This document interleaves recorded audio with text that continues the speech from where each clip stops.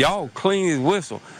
I mean, only thing that's hurting you is I got to take it from you. How's everybody doing? My name is Anthony Brian Logan, and today we got to talk about a crazy story coming out of Metro Atlanta, Georgia, in which a man bought a vehicle from a dealership legally, made all his payments, did everything right, but the police came and repossessed the car because it popped back stolen. And then when he went back to the dealership saying, hey man, they didn't took my car, you sold me a stolen car, I made all my payments, what's going on?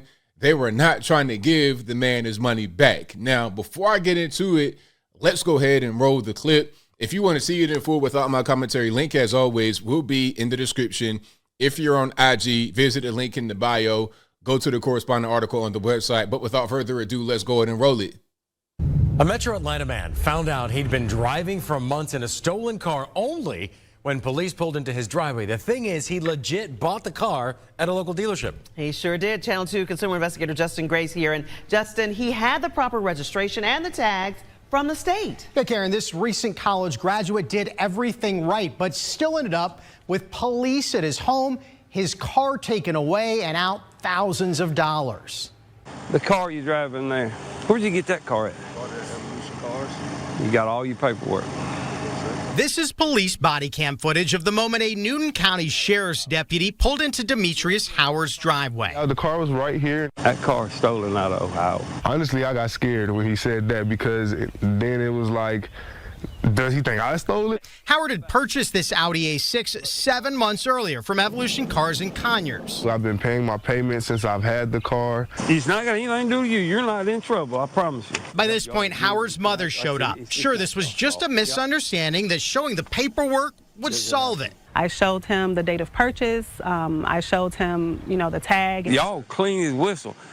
Only thing that's hurting you is I got to take it from you. Let's pause right quick. Shout out to the deputy. Good old country Southern boy. Some of y'all might not be able to understand what he's saying. I understood what he said perfectly well. He was like, hey, y'all are clean as a whistle, but I got to take it from you. I got to take the car from you because the car is stolen. You didn't steal it. You bought it legally, but it's stolen. So I have to take the car from you. That's what's going on here. It's crazy. And imagine getting told that. Imagine you go to a dealership, buy a car, you have all your documents, making all your payments, and you get repossessed by the police. They show up to your front door. You're afraid. You don't know what's going on. This is a mess. Big mess. But the story continues. I just didn't even know how to process what they were saying. A tow truck came and took the car. Police say it was reported stolen in March 2022 from a car dealership in Ohio before Howard ever purchased it in May. But it never showed up as stolen at the dealer or the Georgia Department of Driver Services. It's not kicking on the system as stolen, but the vehicle is reported stolen. You were driving around in a stolen vehicle. For months. Yes, sir. It's scary because had he been on the streets or somewhere else, he would have automatically been deemed the person that, stole the car. That's very dangerous because what happens if you're driving around, let's say you downtown, midtown, Atlanta, you're in the city, and then police are behind you. They run your plate. They run the VIN. If they can run the VIN, oh, that's a stolen car right there. Let's pull them over right now with the guns drawn. Now, would that have happened? I'm not really sure, but it could have. It most certainly could have, because what if it was a stolen car? What if it was just stolen from Atlanta and then the police see you in it? That's very dangerous. The problem for Demetrius Howard, neither the car dealership or the finance company would do anything about it. They say Evolution Cars repeatedly refused to give his money back. It wasn't their problem. That's what they said. They're like, I guess you should get a lawyer. This company right here is going to have to give you all your money back. Even the sheriff's deputy thought Evolution Cars should have to make this right. So we went to ask them. You walked off with all the money. The customer, though, is the one with all the problems. Well, I understand how you're portraying it that way. I see what you're trying to say. Evolution manager Luis Diaz told me they did what the law requires. We did a deal. We did everything with due diligence with the state of Georgia, what they require from us to do to verify that this vehicle is not stolen. Let's pause for a minute. Now, shout out to Luis. Luis might be, well, he's telling the truth, I think, about, hey, we did everything right. We made sure the vehicle wasn't stolen. We ran the VIN. It didn't pop back stolen. We sold the car, had all the paperwork together. We did everything we're supposed to do legally. But see, that does not mean that you're not responsible, because ultimately the customer bought the vehicle from you and you guys should give him the money back. Like, if the car gets taken away by police, he did everything right. It's not his fault he bought the stolen car. Ultimately, it's your responsibility. Some things happen that are beyond your control, but you still got to take care of. Just like if you have an Amazon store and you sell something that arrives broken, or it didn't show up as lost or something like that, whatever the case may be, at a certain point, you're responsible, even if it wasn't really your fault. It's still your company. It's still your brand. It's still your situation. You got to be responsible for that. You're going to take an L, but that's just business. Live with it. To do to verify that this vehicle is not stolen. We're being treated like we're the ones who stole the car. We have to go through our own process and procedures within the state guidelines. If we don't do nothing wrong, The state's not going to say you can't give a customer his money back. Right.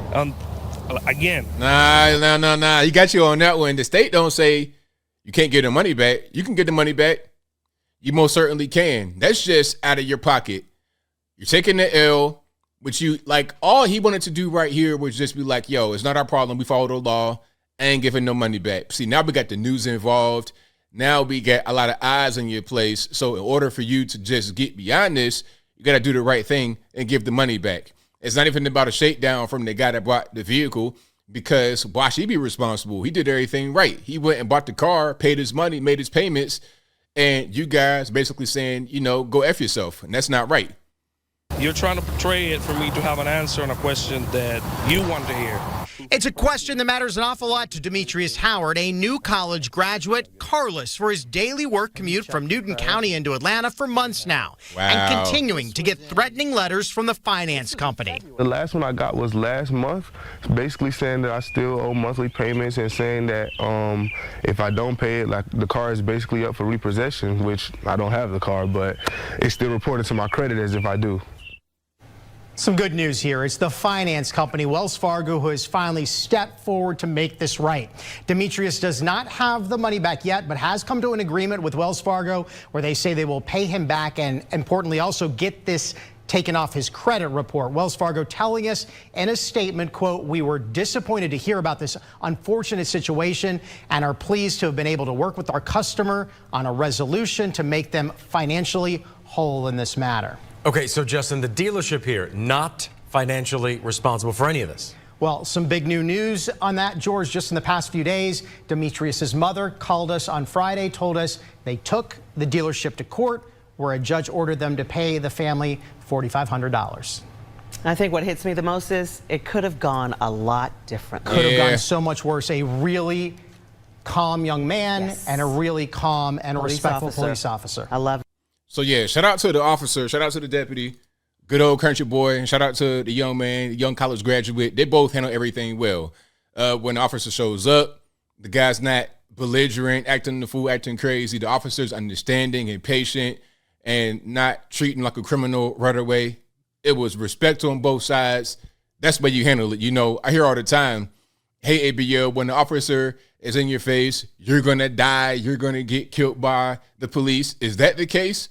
Or is it that if you just act normally, like you got some sense, things go right 99.9999% of the time? That's what I think. But as I close, I want to say this.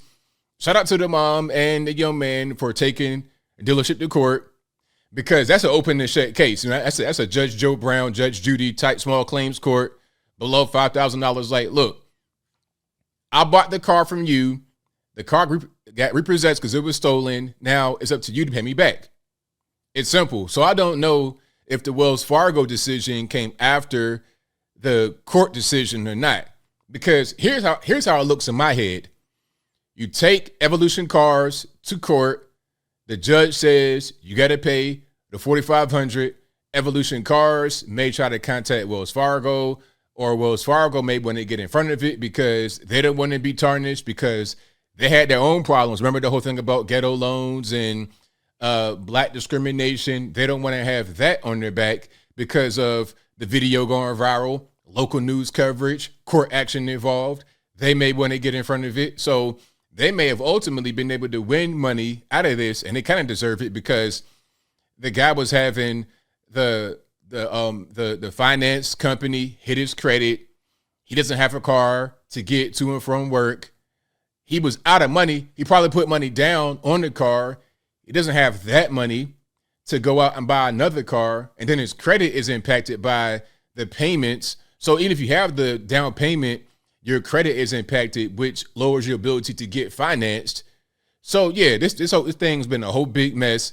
Shout out to the news out there for making the difference and for having this come to a happy resolution. But I think I'll leave that right there for now. And what say you? How do you feel about this case? Who's responsible? The dealership or the young man? I mean, if you guys answer anything else other than the dealership, I'd be surprised. And I'm not trying to say the dealership intentionally sold the stolen car. You can't even do that. If the VIN popped back stolen, you can't sell it. You can't, legally, it's not going to actually go through. For you to get your license plates, registration from the state, the VIN can't pop back stolen. So it was not in the system.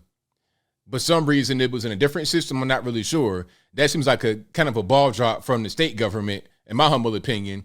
So it wasn't a dealership's fault, but ultimately they are responsible. Sometimes if you own a business, things happen that it's not your fault, but you still are responsible. That was the case here. Open and shut. It ain't too much else to it. But whatever your thoughts are, please let me know in the comments below. And that's all I got to say for this video. If you like what you heard, please comment, rate, share, and subscribe. Peace.